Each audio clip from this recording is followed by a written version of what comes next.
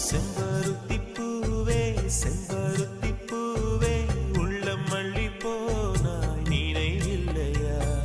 கண்கள் அறியாமல் கனவுக்குள் வந்தாய் மனசுக்குள் நுழைந்தாய் நினைவில்லையா உன்னை சுற்றி சுற்றி வந்தே நினைவில்லையா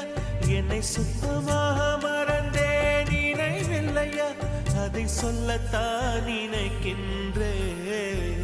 நான் சொல்லாமல் தவிக்கின்றேன்